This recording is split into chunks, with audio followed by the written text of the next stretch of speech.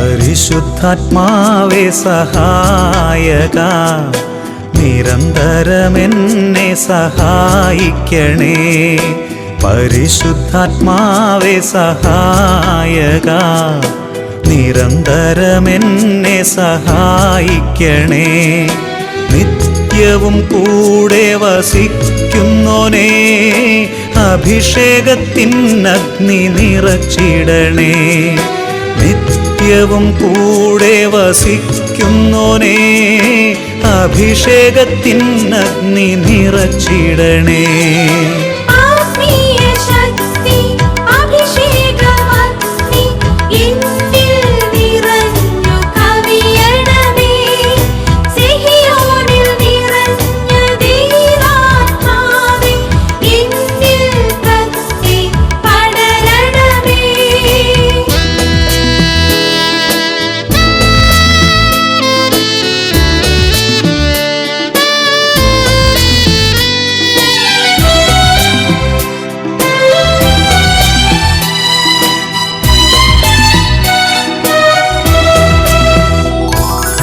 എന്നുള്ളിൽ നിറയുന്ന ദൈവിക ശക്തി ലൗകിക ശക്തിയെ തകർത്തിടുന്നു. എന്നുള്ളിൽ നിറയുന്ന ദൈവിക ശക്തി ലൗകിക ശക്തിയെ തകർത്തിടുന്നു. പാപനീതി ന്യായ ബോധ്യങ്ങൾ ഹൃത്തിൽ നിറച്ചെന്നെ അഭിഷേചിക്കൂ. പാപനീതി ന്യായ ബോധ്യങ്ങൾ ഹൃത്തിൽ നിറച്ചെന്നെ അഭിഷേചിക്കൂ. പരിശുദ്ധാത്മാവേ സഹായക, നിരന്തരമെന്നെ സഹായിക്കണേ.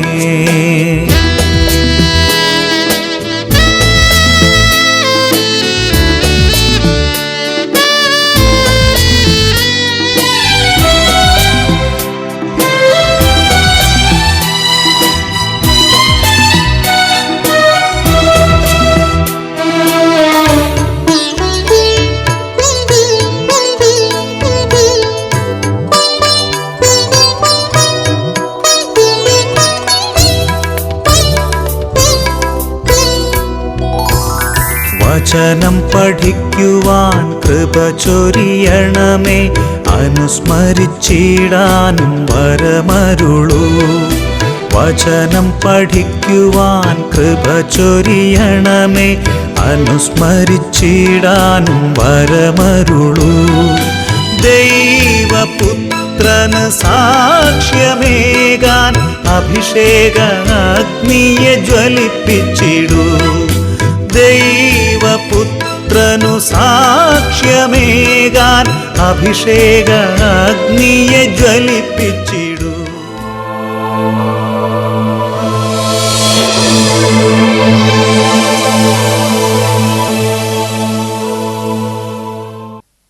ഹല്ലേലൂയ. യേശുവേ സ്തോത്രം, യേശുവേ നന്ദി.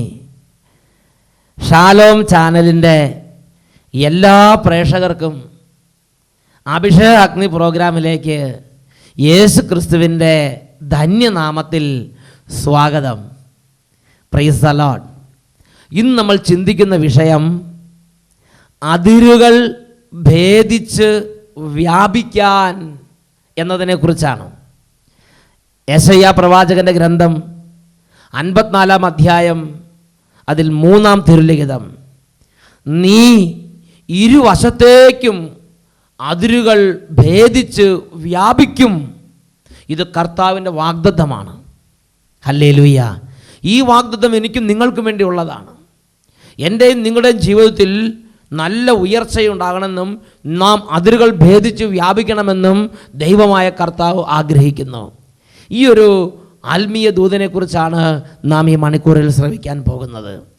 വിഷയത്തിലേക്ക് പ്രവേശിക്കുന്നതിന് മുമ്പ് കഴിഞ്ഞ നാളുകളിൽ ടെലിവിഷനിലൂടെ ദൈവവചനം കേട്ടപ്പോൾ ദൈവമക്കളുടെ ജീവിതത്തിലുണ്ടായ ചില അനുഭവങ്ങൾ നിങ്ങളുടെ ശ്രദ്ധയിലേക്ക് കൊണ്ടുവരാം. മമ്മിയൂർ എന്ന പ്രദേശത്ത് നിന്ന് സിസ്റ്റർ സിൻസി മരിയ എഴുതുന്നു, ഞായറാഴ്ച 8:30 ഷാലോം TV കണ്ടുകൊണ്ടിരിക്കുമ്പോൾ ബഹുമാനപ്പെട്ട അച്ഛൻ ഒരാൾ 41 ദിവസം വിശ്വാസ പ്രമാണം എന്ന ജപം ചൊല്ലിയപ്പോൾ അദ്ദേഹത്തിൻ്റെ ജോലി തടസ്സം മാറി, കുടുംബത്തിൻ്റെ അതിരുകൾ വിസ്താരമായി എന്നതിനെക്കുറിച്ച് ലെറ്റർ വായിച്ചത് കേട്ടു. അത് എനിക്ക് വളരെ പ്രചോദനം നൽകി. എൻ്റെ വിശ്വാസം വർദ്ധിച്ചു. ഞാനും പറഞ്ഞു, എൻ്റെ വീട്ടിലും ഒരാൾ ജോലി കിട്ടാതെ അലഞ്ഞു തിരിയുന്നുണ്ടല്ലോ, ഞാനും പ്രാർത്ഥിക്കും. 41 ദിവസം വിശ്വാസ പ്രമാണം എന്ന ജപം രാവിലെ എഴുന്നേറ്റ് ചൊല്ലിക്കൊണ്ടിരുന്നു. എൻ്റെ ദൈവം അത്ഭുതകരമായി ഇടപെട്ടു. 41ാമത്തെ ദിവസം എൻ്റെ ചേച്ചിയുടെ മകൻ ഗൾഫിൽ നിന്ന് വിളിച്ചു പറഞ്ഞു, നല്ല ഒരു കമ്പനിയിൽ ഉയർന്ന ഒരു ജോലി കൊടുത്ത് കർത്താവ് അവനെ അനുഗ്രഹിച്ചു. നല്ലവനായ ദൈവം എൻ്റെ കുടുംബത്തെ അനുഗ്രഹിച്ചതിന് നന്ദി പറയുന്നു. 6 വർഷമായി ഒരു ജോലിയും ഇല്ലാതെ, വിസ ഇല്ലാതെ ഗൾഫ് നാടുകളിൽ അലഞ്ഞു തിരിഞ്ഞ് നടന്നിരുന്ന അവസ്ഥയിലായിരുന്നു ഷാജിയുടെ ജീവിതം. എന്നാൽ 41 ദിവസത്തെ വിശ്വാസ പ്രമാണ പ്രാർത്ഥന അവൻ്റെ ജീവിതത്തിൻ്റെ തടസ്സങ്ങളെ മാറ്റി പുതിയ വാതിലുകൾ അവനെ തുറക്കാൻ തക്കവണ്ണം ദൈവശക്തിയുടെ ഇടപെടലിന് കാരണമായി. ദൈവത്തിന് കോടാനുകോടി നന്ദി പറയുന്നു.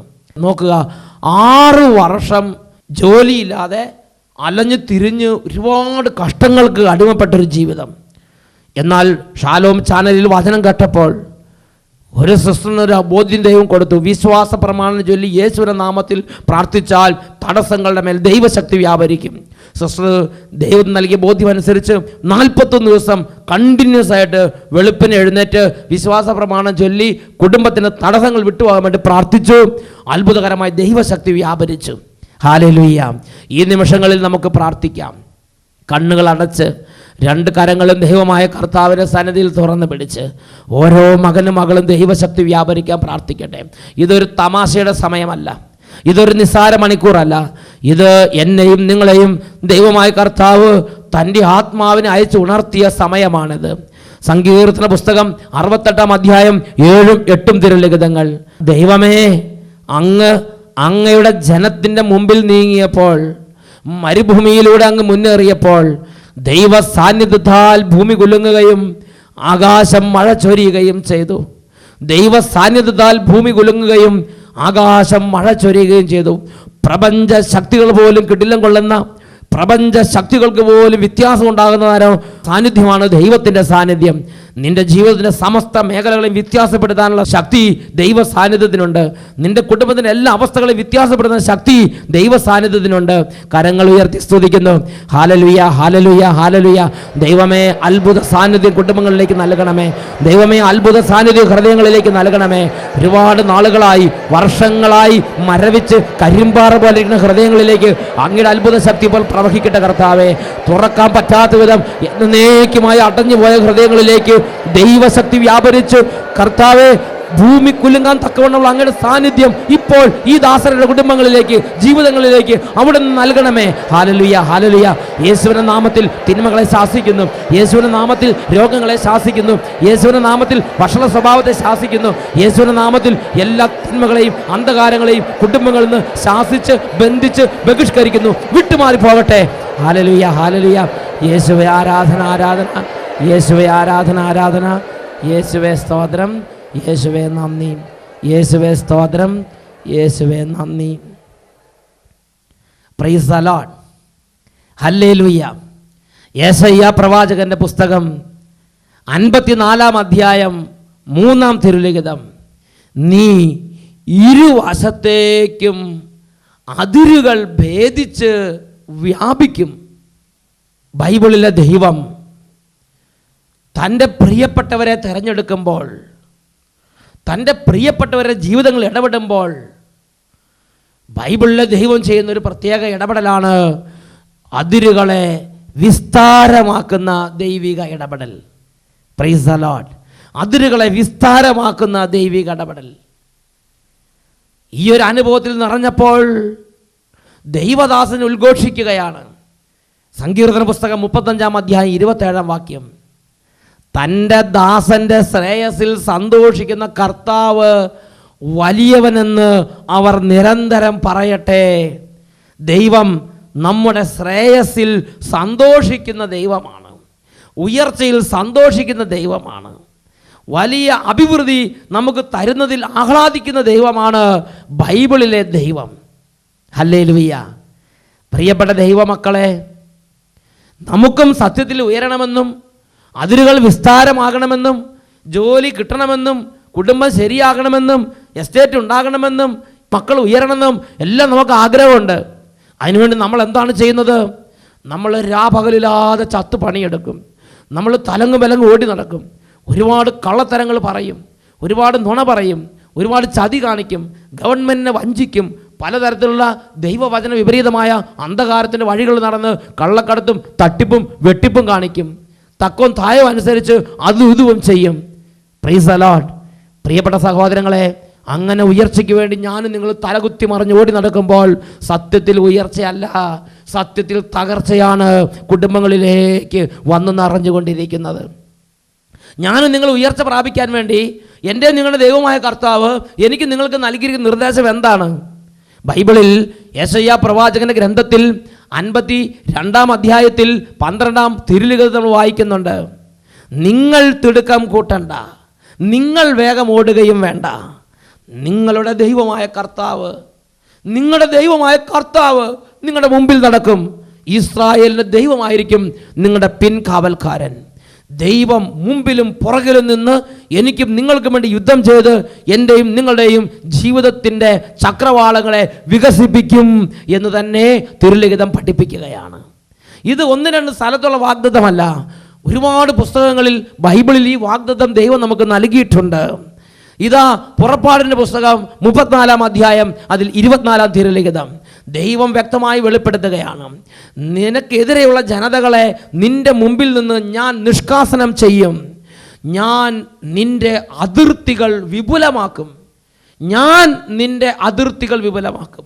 ഞാൻ നിന്റെ ശത്രുക്കളെ നിർമ്മാർജ്ജനം ചെയ്യും. ഞാൻ നിന്റെ എതിരാളികളെ നിർമ്മാർജ്ജനം ചെയ്യും. ഞാനല്ല എൻ്റെ എതിരാളികളെ നിർമ്മാർജ്ജനം ചെയ്യേണ്ടത്. ഞാനല്ല എനിക്ക് വേണ്ടി യുദ്ധം ചെയ്യേണ്ടത്. ഞാനല്ല എനിക്ക് വേണ്ടി തലപുകഞ്ഞ് ആലോചിക്കേണ്ടത്. എൻ്റെ ദൈവം എനിക്ക് വേണ്ടി തലപുകഞ്ഞ് ആലോചിക്കും. എൻ്റെ ദൈവം എനിക്ക് വേണ്ടി യുദ്ധം ചെയ്യും. എൻ്റെ ദൈവം എനിക്ക് വേണ്ടി മുമ്പിൽ നടക്കും. അതാണ് ബൈബിളിലെ ദൈവം. അതാണ് ബൈബിളിലെ ദൈവം. പ്രിയപ്പെട്ട സഹോദരങ്ങളെ, ഞാൻ ഓർക്കുന്നൊരു സംഭവമുണ്ട്. ഞാൻ പട്ടം കിട്ടി 1994 പട്ടം കിട്ടി ഇരിക്കുമ്പോൾ എന്നെ ദൈവം അട്ടപ്പാടിയിലേക്ക് അയച്ചു. അട്ടപ്പാടിയിൽ ഒരു ഇടവകയിൽ 3 വർഷം ശുശ്രൂഷ ചെയ്തപ്പോൾ ദൈവവചന പ്രഘോഷണത്തിന് വേണ്ടിയുള്ള അഭിഷേകം എൻ്റെ മേൽ നിറഞ്ഞപ്പോൾ ഞാൻ താവളം എന്ന് പറയുന്ന പ്രദേശത്ത് ഒരു ചെറിയ ബോയ്സ് ഹോമിൽ വന്ന് താമസം ആരംഭിച്ച് പിതാവിൻ്റെ നിർദ്ദേശപ്രകാരം ശുശ്രൂഷ ആരംഭിച്ചു.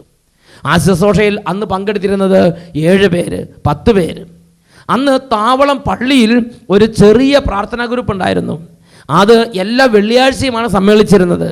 ആ പ്രാർത്ഥനാ ഗ്രൂപ്പിൽ അന്നൊരു 25 പേര് 35 പേര് ഒക്കെയാണ് പങ്കെടുത്തുകൊണ്ടിരുന്നത്. ഞാൻ വന്ന് ആദ്യത്തെ 1 വർഷം തലകുത്തി മറിഞ്ഞ് ചത്തുപണിയെടുത്ത് ഒരുപാട് ഓടി നടന്ന് പല വീടുകൾ സന്ദർശിച്ച് ആളുകൾ ഒരുമിച്ച് കൂട്ടാൻ വേണ്ടി ചത്തുപണിയെടുത്ത്. പക്ഷേ കാര്യമായിട്ടൊന്നും കൂടിയില്ല. 35 പേരെന്നുള്ളത് 36 പേരായി കിട്ടി. കാര്യമായ ഒരു പുരോഗതി ഉണ്ടായില്ല. പ്രിയപ്പെട്ട സഹോദരങ്ങളെ, അങ്ങനെ ഇരിക്കുമ്പോൾ എൻ്റെ മനസ്സിൽ ചില ചിന്തകൾ വരികയാണ്. ഇത് അട്ടപ്പാടിയുടെ ഒരു മൂലയാണ്. ഇത് ലോകത്തിൻ്റെ തന്നെ ഒരു അതിർത്തിയാണ്. ഇവിടെ ആരും കയറി വരാൻ പോകണില്ല. ഇതൊരു നശിച്ച സ്ഥലമാണ്. ഇവിടം വിട്ട് വേറെ ഏതെങ്കിലും ടൗണിലേക്ക് പോവുകയാണെങ്കിൽ അതായിരിക്കും നല്ലത്. ഇവിടെ ഒന്നും ഇത് ഉയരാൻ പോകണില്ല. ഇങ്ങനെയുള്ള ചില ഭയത്തിൻ്റെ ചിന്തകൾ എന്നെ അലട്ടാൻ തുടങ്ങി. എങ്കിലും ബൈബിൾ വായിച്ചപ്പോഴും പരിശുദ്ധാത്മാവിൻ്റെ മെസ്സേജുള്ള ഗ്രൂപ്പുകളിൽ പ്രാർത്ഥിച്ച് സന്ദേശം എടുത്തപ്പോഴും അവരിലൂടെ ദൈവം വെളിപ്പെടുത്തിയൊരു കാര്യമുണ്ട്. കർത്താവ് പറഞ്ഞിടത്ത് ആയിരിക്കുക. കർത്താവ് പറഞ്ഞിടത്തായിരിക്കുക. ഇതാണ് ഉയർച്ചയുടെ മർമ്മം.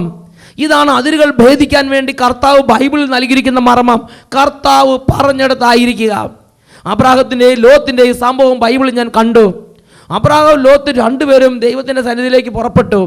എന്നാൽ ഒരു നിശ്ചിത ഘട്ടം വന്നപ്പോൾ ലോത്ത് അവൻ്റെ മാനുഷിക ബുദ്ധി കൊണ്ട് ചിന്തിച്ച് അങ്ങനെ അവൻ ഭാവിയിൽ ഉയർച്ച ഉണ്ടാകാൻ സാധ്യതയുള്ള നല്ല സമതലം നോക്കി അവൻ തെരഞ്ഞെടുത്ത് അത് സോദോം ഗൊമോറയായി അഗ്നികുണ്ഡമായി കത്തിയെരിഞ്ഞ് ചാമ്പലായിപ്പോയി. എന്നാൽ അബ്രാഹം അവൻ ദൈവത്തോട് പ്രാർത്ഥിച്ചു.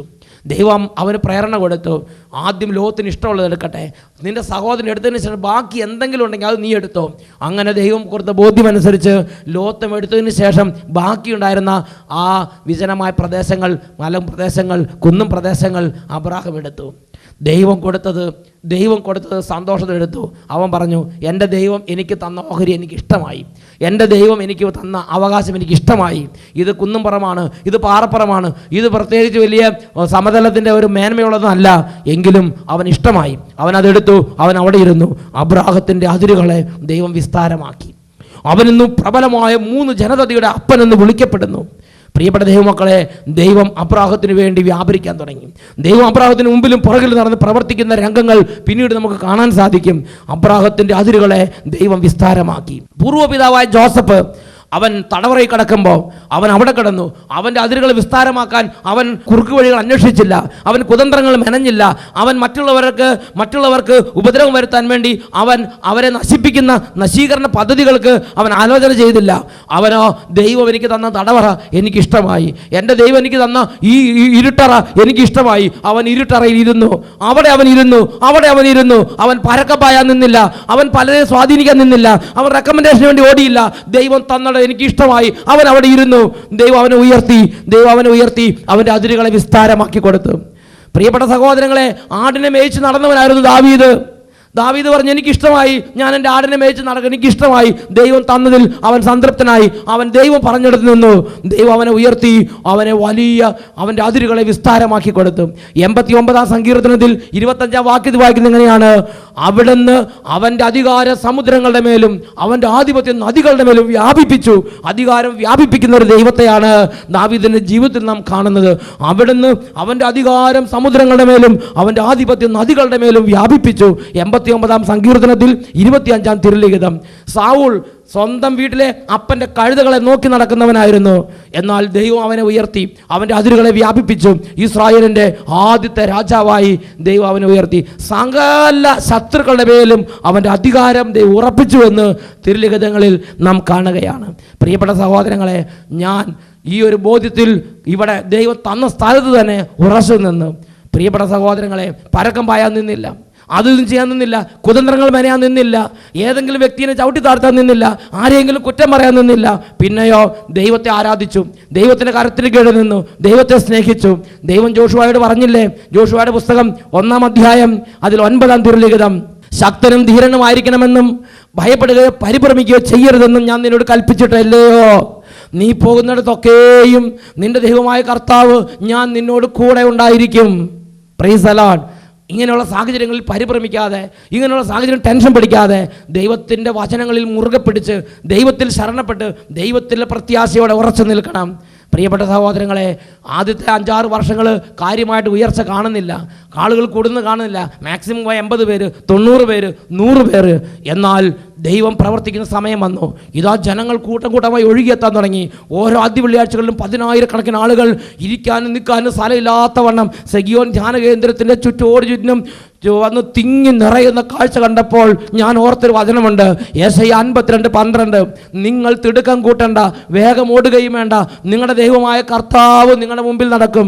ഇസ്രായേലിൻ്റെ ദൈവമായിരിക്കും നിങ്ങളുടെ പിൻകാവൽക്കാരൻ. എൻ്റെയും നിങ്ങളുടെയും അതിരുകൾ വ്യാപിപ്പിക്കാൻ, എൻ്റെയും നിങ്ങളുടെയും ശുശ്രൂഷയുടെ മണ്ഡലങ്ങളെ വികസിപ്പിക്കാൻ, എൻ്റെയും നിങ്ങളുടെയും കുടുംബ ജീവിതങ്ങളെ വ്യത്യാസപ്പെടുത്താൻ, മക്കളുടെ ഭാവി വ്യത്യാസപ്പെടുത്താൻ, ആത്മീയ മേഖലകളിലെ പുതിയ ചക്രവാളങ്ങൾ തുറന്നു തരാൻ, പുതിയ അഭിഷേകങ്ങൾ തുറന്നു തരാൻ ഇതാ ദൈവം പറയുന്നൊരു കാര്യമുണ്ട്. ദൈവത്തിന് പ്രിയനായി ദൈവം പറഞ്ഞ സ്ഥലത്ത് ദൈവത്തെ ആരാധിച്ച് ദൈവത്തോട് പ്രാർത്ഥിച്ചുകൊണ്ടിരിക്കുക. സങ്കീർത്തന പുസ്തകം 2-ാം അധ്യായം 8-ാം വാക്യം, സങ്കീർത്തനം 2:8. നീ എന്നോട് ചോദിച്ചു കൊള്ളുക, ഞാൻ നിനക്ക് ജനതകളെ അവകാശമായി തരും, ഭൂമിയുടെ അതിരുകൾ വരെ നിനക്ക് അധീനമാക്കും. നീ എന്നോട് ചോദിക്കുക. ഒരു കാര്യം വന്ന കർത്താവിനോട് പോയി ചോദിക്കണം, കർത്താവിനോട് പറയണം, കർത്താവിനോട് സംസാരിക്കണം. നീ എന്നോട് ചോദിക്കുക, ഞാൻ നിനക്ക് ജനതകളെ അവകാശമായി തരും, ഭൂമിയുടെ അതിരുകൾ വരെ നിനക്ക് അധീനമാകും. Praise the Lord.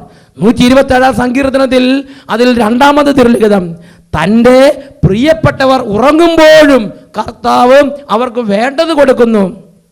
Hallelujah, hallelujah. അതിന് പകരം, കർത്താവിൻ്റെ പ്രിയനായിരിക്കുന്നതിന് പകരം, കർത്താവിന് പ്രിയപ്പെട്ടവരിക്കുന്നതിന് പകരം ഞാനും നിങ്ങളും അവരെ ഇവരെ വെട്ടി വീഴ്ത്താനും അവരെ വെട്ടി നിർത്താനും എൻ്റെ ഉയർച്ചയ്ക്ക് ഒരു തടസ്സമാണെന്ന് ചിന്തിക്കാനും അവരെക്കുറിച്ച് വിമർശിക്കാനും അവരെക്കുറിച്ച് ദൂഷണം പറയാനും അവരെ തകർക്കാനും ഞാനും നിങ്ങൾ ശ്രമിച്ചാൽ ആരാണോ വഴി തടയുന്നത് അവൻ്റെ വഴി ദൈവം തടയും. ഇതാണ് 15 വർഷത്തെ ശുശ്രൂഷയിൽ ഞാൻ കണ്ടിട്ടുള്ളത്. എന്നാൽ കർത്താവിൻ്റെ കരത്തിന് കീഴിൽ നിന്നാൽ, കർത്താവ് പറഞ്ഞെടുത്തിരുന്നാൽ കർത്താവ് ഉയർത്തും. ഹല്ലേലൂയ. യേശുവേ സ്തോത്രം, യേശുവേ നന്ദി. പ്രിയപ്പെട്ട ദൈവമക്കളെ, ഈ നിമിഷങ്ങളിൽ നമുക്ക് പ്രാർത്ഥിക്കാം.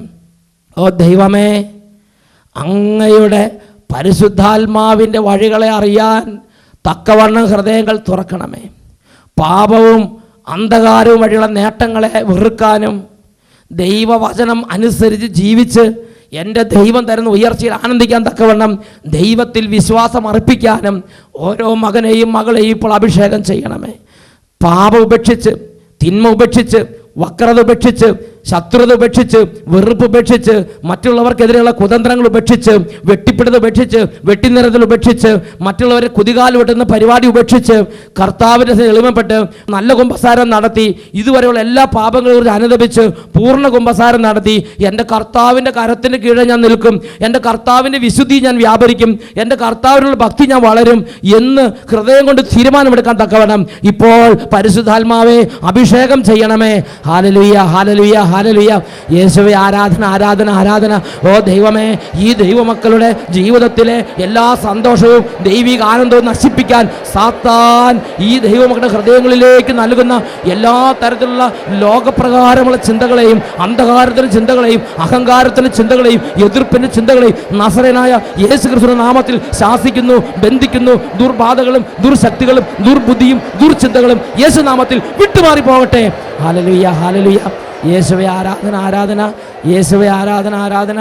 യേശുവേ സ്തോത്രം, യേശുവേ നന്ദി. യേശുവേ സ്തോത്രം, യേശുവേ നന്ദി. Price the Lord. ഹല്ലേലൂയ.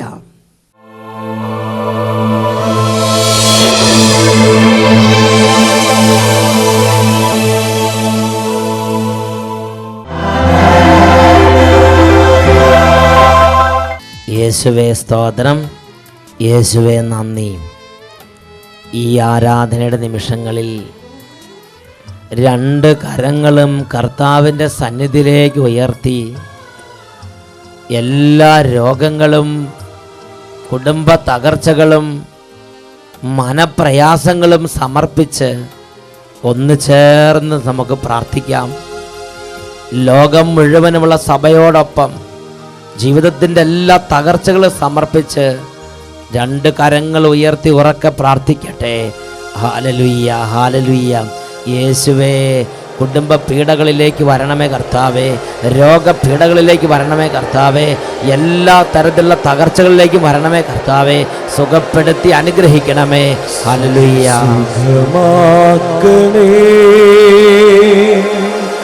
സുഖമാക്കണേ,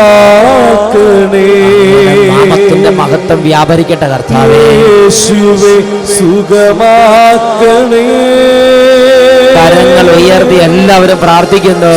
സുഖമാക്കണേ, അത്ഭുത ശക്തി വ്യാപരിക്കട്ടെ. സുഖമാക്കണേ, സൗഖ്യത്തിന്റെ അഭിഷേകം വ്യാപരിക്കട്ടെ. യേശുവേ സുഖമാക്കണേ. കരങ്ങൾ ഉയർത്തി എല്ലാവരും സ്തുതിക്കുന്നു. Hallelujah, hallelujah, hallelujah. അത്ഭുതങ്ങളുടെ രാജാവേ, സകല പീഡകളുടെ മേൽ അത്ഭുത ശക്തി ഇപ്പോൾ വ്യാപരിക്കട്ടെ. Hallelujah, hallelujah, hallelujah. യേശുവേ ആരാധന, ആരാധന.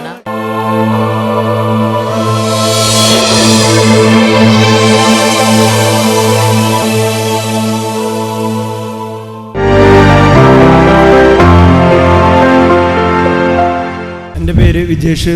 ഞാൻ തൃശ്ശൂർ ജില്ലയിലെ വിജയപുരം ഇടവകയിൽ നിന്ന് വരുന്നു. ഞാൻ +2 കഴിഞ്ഞ് ഫയർ ആൻഡ് സേഫ്റ്റി എഞ്ചിനീയറിംഗ് പഠിക്കാനാണ് പോയിരുന്നത്. അത് പഠിച്ചു കഴിഞ്ഞ് കോഴ്സ് വിജയകരമായി പൂർത്തിയാക്കിയെങ്കിലും ആദ്യത്തെ ഇൻ്റർവ്യൂ തന്നെ എനിക്ക് ജോലി കിട്ടി. വിദേശത്ത് പോകാനായി 1 മാസം ബാക്കി നൽകി എനിക്കൊരു അപകടം പറ്റുകയും എൻ്റെ കഴുത്തിൻ്റെ ഇവിടുത്തെ എല്ല് പൂർണ്ണമായി പൊട്ടി തകർന്നു പോവുകയും അതുമാതിരി വലത്തെ കാലിൻ്റെ ചിരട്ടയിൽ നിന്ന് കാല് വിട്ടുപോവുകയും ചെയ്തു. അതിനുശേഷം ആ ജോലിക്ക് പോകാൻ പറ്റിയില്ല. പിന്നെ 3 വർഷം ഞാൻ ഒരുപാട് ഇൻ്റർവ്യൂകൾ ആശുപത്രിയിൽ കിടന്ന് ചികിത്സിച്ചെല്ലാം മാറിയെങ്കിലും 3 വർഷമായി എല്ലാ ഇൻ്റർവ്യൂകളും മുടങ്ങാതെ അറ്റൻഡ് ചെയ്യുകയും എല്ലാ ഇൻ്റർവ്യൂവിലും പാസ്സാവുകയും പക്ഷേ വിദേശത്ത് പോകാൻ സാധിക്കാതെ കഷ്ടപ്പെടുകയും ചെയ്തു. അവസാനം ഞാൻ അപ്പതിൻ്റെ കൂടെ ഒന്നും വിജയിക്കാതായപ്പോൾ അപ്പതിൻ്റെ കൂടെ മാർക്കറ്റിൽ ജോലിക്കായി അപ്പതിൻ്റെ കൂടെ സഹായിക്കാനായി പോയി.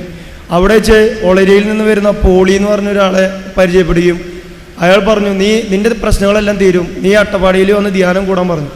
അപ്പോൾ അങ്ങനെ ആഗസ്റ്റ് മാസമാണ് ഞാൻ ആദ്യമായിട്ട് ധ്യാനത്തിനോട് വരുന്നത്. ആഗസ്റ്റ് മാസത്തിലെ ആദ്യത്തെ വെഞ്ചിരിപ്പിൻ്റെ സമയത്ത് അച്ഛൻ പറഞ്ഞു, 3 വർഷമായി ജോലി തടസ്സമായി, വിദേശത്ത് പോകാൻ സാധിക്കാതെ ജോലി തടസ്സമായി കിടക്കുന്ന ഒരു മകൻ്റെ തടസ്സം ഈശോയെ എടുത്തു മാറ്റുന്നു പറഞ്ഞു. ഞാനത് വിശ്വസിച്ച് വീട്ടിൽ പോവുകയും അടുത്ത പിറ്റത്തെ മാസം സെപ്റ്റംബർ മാസത്തിൽ വരികയും അതിന് ധ്യാനത്തിൽ കൂടുകയും ചെയ്തു. പിന്നെ അന്ന് ആരാധനയുടെ സമയത്ത് അച്ഛൻ പറഞ്ഞു, അടുത്ത മാസം പലർക്കും ഇതിൽ ഉൾക്കൊള്ളാൻ പറ്റിയില്ലെന്ന് പറഞ്ഞു. ഒക്ടോബർ 2-ാം തീയതി ആയിരുന്നു പിറ്റത്തെ ധ്യാനം ഉണ്ടായിരുന്നത്. ഒക്ടോബർ 2-ാം തീയതി എനിക്ക് ഈ ഒരു ഇൻ്റർവ്യൂവിൽ പങ്കെടുക്കേണ്ടതായി വന്നു. അപ്പോൾ ഞാൻ അച്ഛൻ പറഞ്ഞു കുറച്ച് വിശ്വസിച്ചു. എന്താണെന്ന് വെച്ചാൽ ആ 2-ാം തീയതിയിലത്തെ ഇൻ്റർവ്യൂ ഞാൻ പങ്കെടുക്കുകയും അതിൽ എന്നെ സെലക്ട് ചെയ്യുകയും ചെയ്തു. ആദ്യം ഇൻ്റർവ്യൂവിന് പോയേക്കാളും ദുബായ് മെട്രോ റെയിൽവേയിൽ എനിക്ക് സേഫ്റ്റി ഓഫീസറായി നല്ലൊരു ജോലി കിട്ടി. യേശു നന്ദി. പ്രകടമായി കർത്താവ് ഇടപെട്ട് തടസ്സങ്ങൾ മാറ്റി അത്ഭുതപരമായി വഴി നടത്തി. കരങ്ങൾ ഉയർത്തിയടിച്ച് കർത്താവ്